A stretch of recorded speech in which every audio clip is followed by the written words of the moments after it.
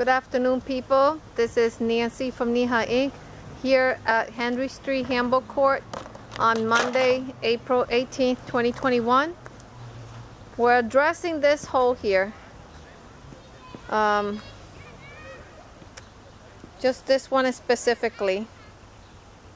We're really advocating for the past 3.5 years to pave the whole area here around the perimeter of the Henry Street Handball Court.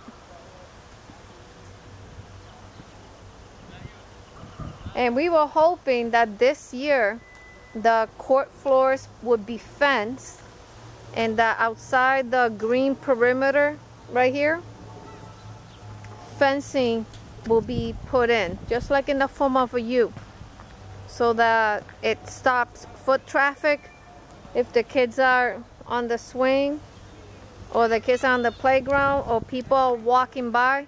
They're not interfering with, you know, handball game in progress. Yeah, that's the main reason. It's not so much, I mean, the ball doesn't go that far.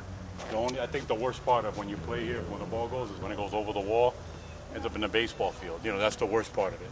But as far as running to the sides, it's not so bad. It's really, if you're in the middle of a game and, you know, someone just crosses, you know what I mean, that's usually the problem.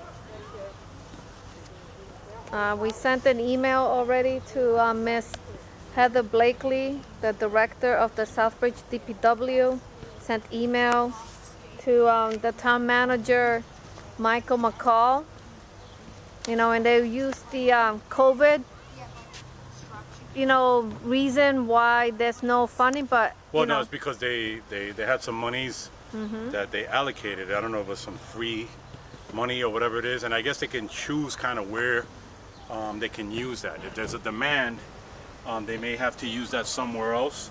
So I don't know all the exact clear facts on that. But since there's been some switches in the departments, you know what I'm saying, a new town manager and new parks person, it does kind of shake things up a little bit, because you know, when they come in, they don't really know all the details. It's kind of just, you know, working it out. It doesn't mean that it's not going to happen. It just delays things, you know what I'm saying. But you know, like I said, you know, when we're doing what we're doing here and we're going through all this labor intensive stuff, is really to reach our main objective, is to try to get a court built out here. You know what I'm saying?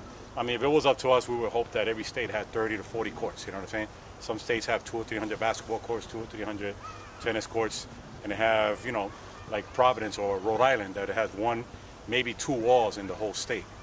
So one, and maybe one, like I said, on a base or something. But, you know, so it would be nice if they had more, you know what I'm saying? But here in Massachusetts, you know, we have some, but we did lose quite a bit. But this particular area warrants the paving and the fencing. It's only 42 by 42. It's not that big. And then the thing is, we were dealing with a wooden wall. You know, we were not even putting a concrete one. I mean, it would be great to have a concrete one in the future. You know what I'm saying? But this is part of the maintenance. This was an old basketball court, and, you know, the objective was always to try to get a cement one, a proper one. You know what I mean? Something that people can use.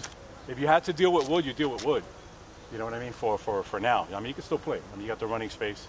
You know, it's just that it doesn't have the same bounce. You know what I mean? You do want a true bounce. But this is the problems that happen. You know what I mean? Like, this is why we have to come in, because then people won't want to play here, and I don't blame them. You get hurt, handball's tough enough as it is. You know what I mean? So it's just the way it is. You know what I mean? That's why we're bouncing around, because, like I said, if we don't do it, no one else is going to do it. So, you know, we have to do it. It's not that, like I said, that we want to do it. You know, it's in our hearts to do it. You know what I'm saying? You know, it's, you know, no one's forcing us to do it. It's just more of it's a passion, and we really want to make a difference. Yeah, so. Yesterday we were in Lawrence, Mass. The day before that we were in Hartford. You know, and this is our third day. And there's other things that we do that we don't even make videos on. There's other stuff that I've been doing, or my wife's been doing, that you don't really get to see. It might be on meetings and stuff, or it might be even physically doing something in a park. And you're not going to turn the camera on every time, but we do turn it on so that way people have an idea that we are busy, we are still working. The problem is, and like I said, we're working, but we're not. This is not our jobs. You know what I mean? And we love to play handball. We'd rather be playing on the court than fixing it. Yeah, you know, but like I said, we don't want this. Like, we don't want to start something and then just walk away from it. You know what I'm saying? Because and then it doesn't happen. You know, I think that has happened in some situations where people start something great and they walked away from it, or they whatever happened. And we don't want to do that because, you know, and then it won't happen. You know, it might even be, you know, the time to get it done. You know what I mean? You might have to wait 5-7 years or something, but then you finally get the money, and then the person's not around anymore because they gave up. Right. You know what I mean? And then it doesn't happen at all. So, and some of this got hard. This is the other stuff. I wanted to use some in the bottom, but I don't know if I'm going to be able to. Yeah, but you gotta touch that hole, Might and use the hopefully other we stuff. come back and fix that crack that's going in there. Y Let me aquí. try one of the other bags. All right, we'll come back in a moment.